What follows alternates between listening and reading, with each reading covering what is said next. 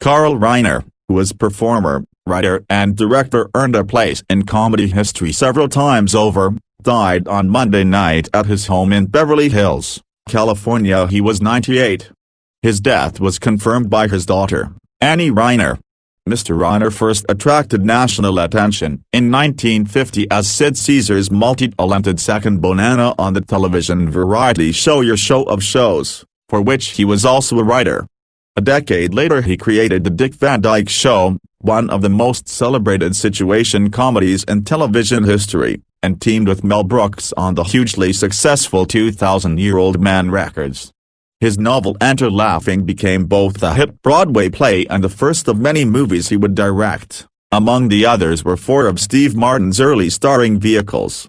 He won praise as an actor as well, with memorable roles in films like The Russians Are Coming, The Russians Are Coming and, more recently, Ocean's 11 and its sequels. But he spent most of his career just slightly out of the spotlight, letting others get the laughs. His contributions were recognized by his peers, by comedy aficionados and, in 2000, by the Kennedy Center, which awarded him the Mark Twain Prize for American Humor. He was the third recipient, after Richard Pryor and Jonathan Winters. In his performances with Mr. Brooks and before that with Mr. Caesar, Mr. Reiner specialized in portraying the voice of sanity, a calm presence in a chaotic universe.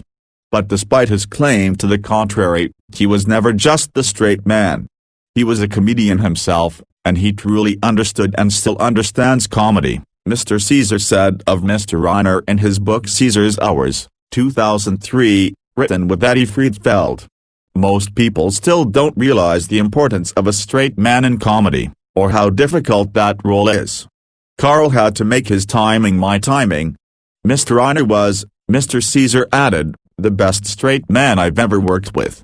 As part of a stellar supporting cast that also included Imogen Coca and Howard Morris, Mr. Reiner proved his versatility week after week on Your Show of Shows, which ran from 1950 to 1954 on NBC and established the template for sketch comedy on television. He played everything from a harried commuter to a frenzied rock and roller to an unctuous quiz show host. But he is probably best remembered as an interviewer, solemnly posing questions to a mad professor, a spaced-out jazz musician or some other over-the-top character played by Mr. Caesar, and adding to the humor simply by being serious. Mr. Reiner contributed behind the scenes as well. He took part in the frenzied writing sessions that shaped the show, bouncing jokes off the walls of the writer's room with the likes of Mr. Brooks and Neil Simon. I became a writer because of that room, he recalled. I'd say something and somebody would yell, "What do you know? You're not a writer." So I became a writer. He characterized his later career moves with similar self-effacing humor in an NPR interview. I acted like a director. I acted like a producer. I sat in front of a typewriter and acted like a novelist. Mr. Reiner's association with Mr. Caesar encompassed 3 different series. After Your Show of Shows, the two worked together on Caesar's Hour, which had a 3-year run on NBC, and Sid Caesar Invites You, a failed attempt to recapture the Show of Shows spirit that lasted less than 1 season on ABC in 1958. The next phase of Mr. Reiner's career found him again in the role of deadpan interviewer. This time the interviewee was Mr. Brooks. The 2000-year-old man began as an act Mr. Reiner and Mr. Brooks performed for friends at parties. When they put it on record, it became a phenomenon. There were ultimately 5 2000-year-old man albums, one of which won a Grammy and all of which are treasured by comedians and comedy fans. Mr. Brooks was the star of the largely improvised routines, reflecting on what it was like to be 2 millenniums old, none of his thousands of children ever visited, and reminiscing about historical figures like Sigmund Freud. He was a good basketball player, very few people know that, and Shakespeare, he had the worst penmanship I ever saw in my life. But it was Mr. Reiner who came up with the questions that lit Mr. Brooks's comedic fuse.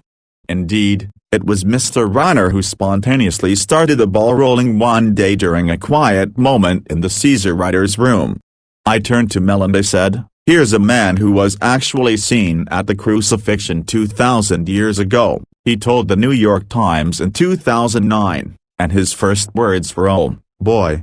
I always knew if I threw a question to Mel he could come up with something," Mr. Reiner said. "I learned a long time ago that if you can corner genius comedy brain in panic, you're going to get something extraordinary. As Mr. Brooks put it, I would dig myself into a hole, and Carl would not let me climb out." In 1960, the same year he and Mr. Brooks made their first album, Mr. Reiner wrote and starred in a pilot for a TV series, based on his own life, about a writer who works in New York for a larger-than-life, difficult-to-please comedian. The show, Head of the Family, was not picked up. It became a series only when it was recast with Dick Van Dyke as the central character.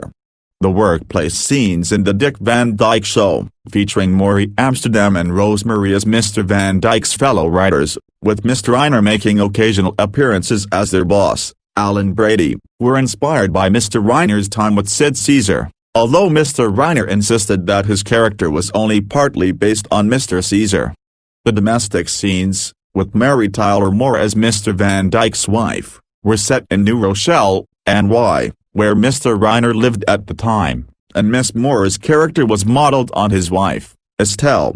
Mr. Reiner later attributed the show's success to the choice of somebody with more talent to play me.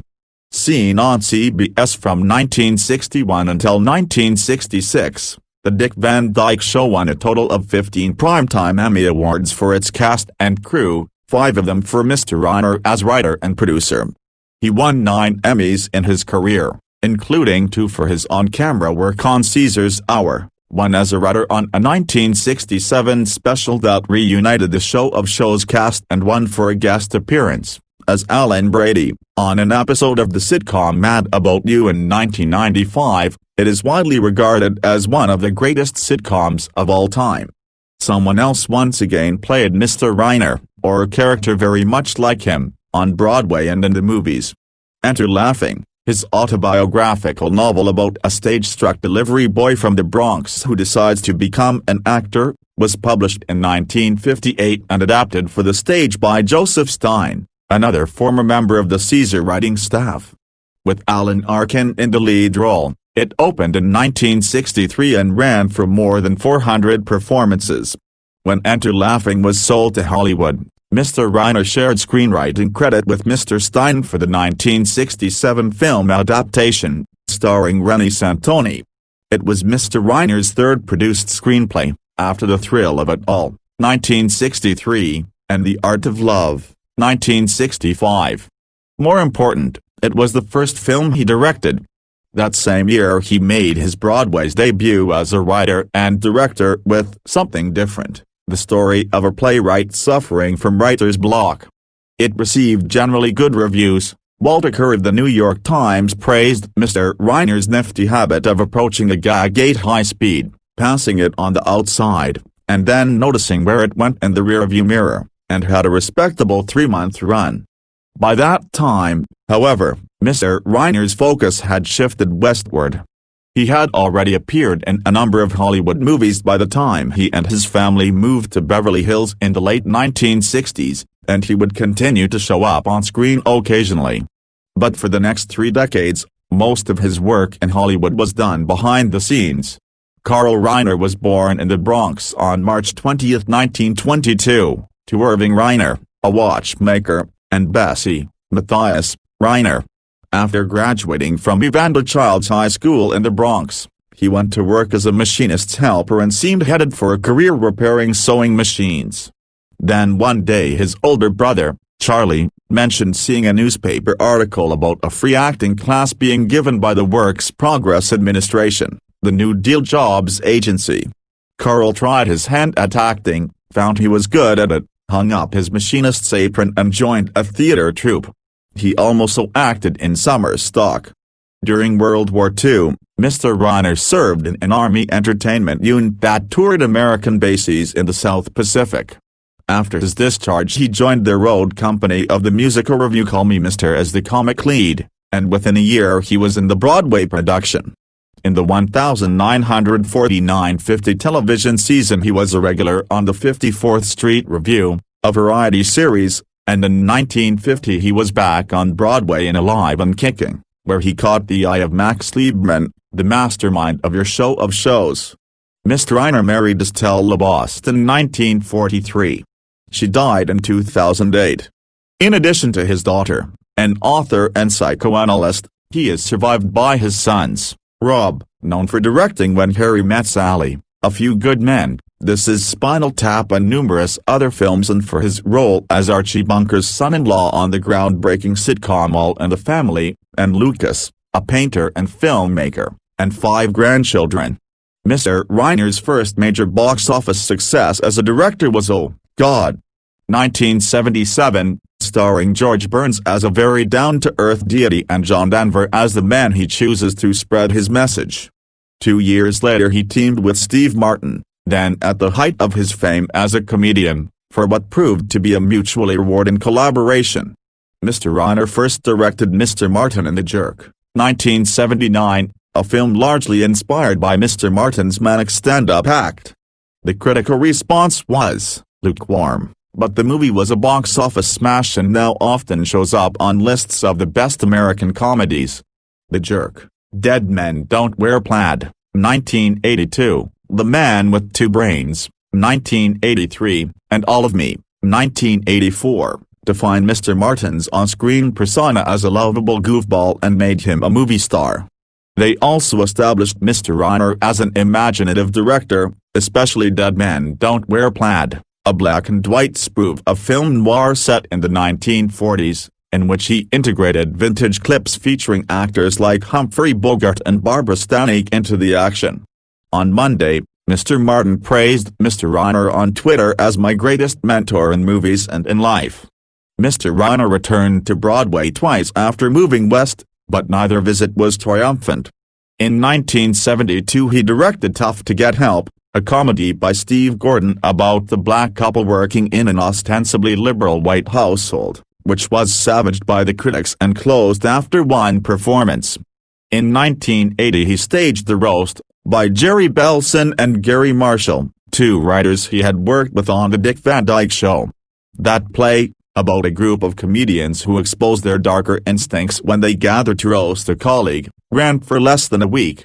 The movies he directed after he stopped working with Mr. Martin, among them Summer Rental, 1985, with John Candy, and Sibling Rivalry, 1990, with Kirstie Alley and Bill Pullman, did only somewhat better.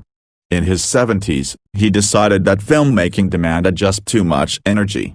He gave it up after making That Old Feeling, 1997, with Bette Midler and Dennis Farina.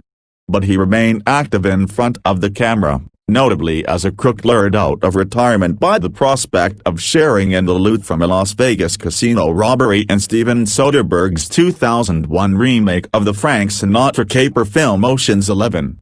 He reprised the role in Ocean's 12, 2004, and Ocean's 13, 2007. On television he had recurring roles on the sitcoms Hot in Cleveland and 2.5 Men and guest starred on Parks and Recreation, House and other series. He also did voice-over work for several cartoon shows. Mr. Reiner wrote a number of books in addition to Enter Laughing, including novels, children's books and several memoirs, among them My Anecdotal Life, 2003, I Remember Me, 2013, and Too Busy to Die, 2017. His daughter said another book would be published soon. In 2017 he was prominently featured in If You're Not in the Obit, Eat Breakfast, a documentary about people who remain active into their 90s. And in his last years he maintained an active Twitter account, which he used primarily for political commentary. A photo showing Mr. Reiner, Mr. Brooks and Annie Reiner wearing Black Lives Matter t-shirts, taken on Mr. Brooks's birthday, was posted on Twitter this week. Toward the end of I Remember Me, Mr. Reiner said a friend of his had recently asked if he had thought about retiring. Noting that his role on Hot in Cleveland gave him the opportunity to kiss Betty White, thrice, and on the lips, he offered a succinct response, "Retire? I may be old, but I am not crazy."